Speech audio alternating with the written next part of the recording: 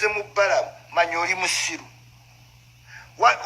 Baalamu ayambala essaati emu twakola kosi yemu bigomit tana of marketing humbleness Jesus Christ ku bintu bya church okwewombe beba abantu abasobola tukakubukulembeze oyo Baalamu asobola tukakubukulembeze nga temumanyi because atuva kumukumunga katogo atuva mpola nga katogo mwe mwine ebyo embeeramu ne mulowooza by'amaanyi simanyi kyusa masaati ye mugezi nnyo biggest property gundi wano mu Uganda ye Baalamu.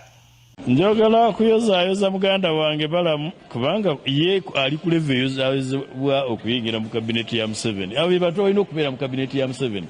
Era nkakasa kati agenda okuyiga okwambala essuuti asibe ne taayi bwe buyambi bwange bwe ngenda okusooka okumuwa. Era njagala okubayozaayoza mugenda kuwona ekisweta kya kipaapaali. Oluvannyuma lwa Pulezidenti Yoweri Kaguta Museveni okulonda Baalamu abeere minisita w'abavubuka n'abaana, munnange mbadde naaluddewo okulaba omuntu gwe balonda abantu abasinga oba majority tugambe 90% oba 95% bonna ne basayidinga n'oyo omuntu gwe babeera balonze. Baalamu abantu bangi bavuddeyo okugamba nabo bennyini abali mu opposition nga bagamba amazima ga Katonda besides okubeera nti Baalamu musajja wa NRM, besides okubeera nti ne Baalamu musajja wa MK, besides okubeera nti Baalamu musajja wa President Yoweri Kaguta Museveni, Baalamu akoleredde ekifo ekyo kye bamuwadde. Nga gw'onoobeera mu opposition tugambe nga Joel Ssennyonyi okubeera leader of opposition amazima yakikolerera abaddewo alaze ayeewo omubiri bagenda otuuka omulonda ku leader of opposition ng'olabira ddala omusajja asaanidde. Kyekimu abantu batandise okulaba omwana gwe bayita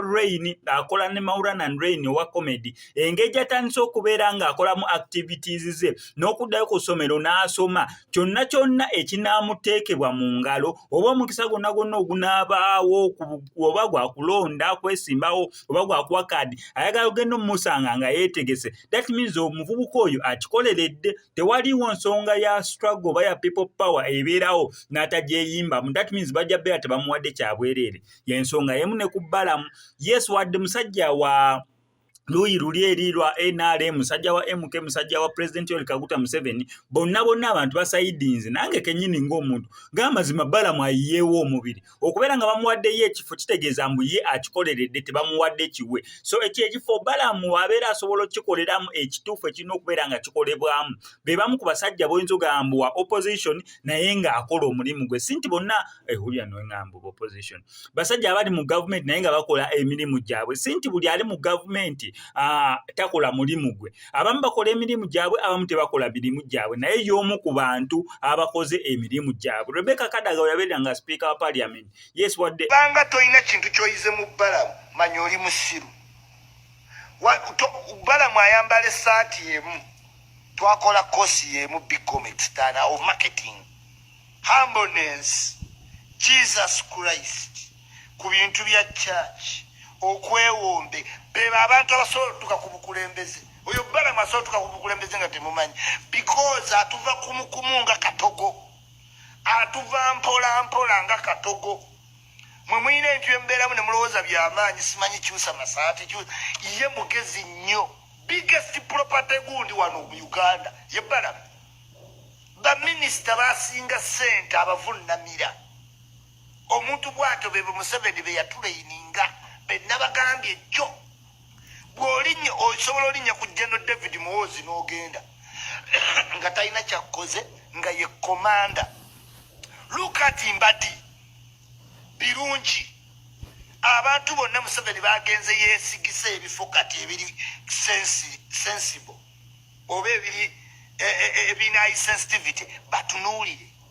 Kasigazi mu poliisi genda olabe ebirungi ku CMI genda olabe David Muhoozi omulinnyako n'ogenda.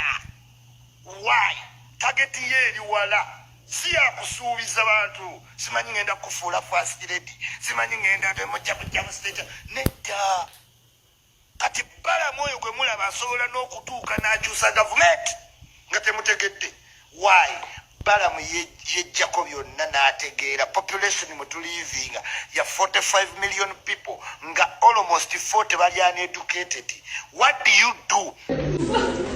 Baalamu amuwadde position ntuufu nze kubala mungana kwa kuba wansi ndabike bala mutayina kyabwerere bwe kimwa kikoleredde bala mwayagala muzeeyi afumintiriza ayina ideology not biology ayina consistency persistence integrity muzungu gamba nti play bala mukaze embwa yange kenya kunywa milk shake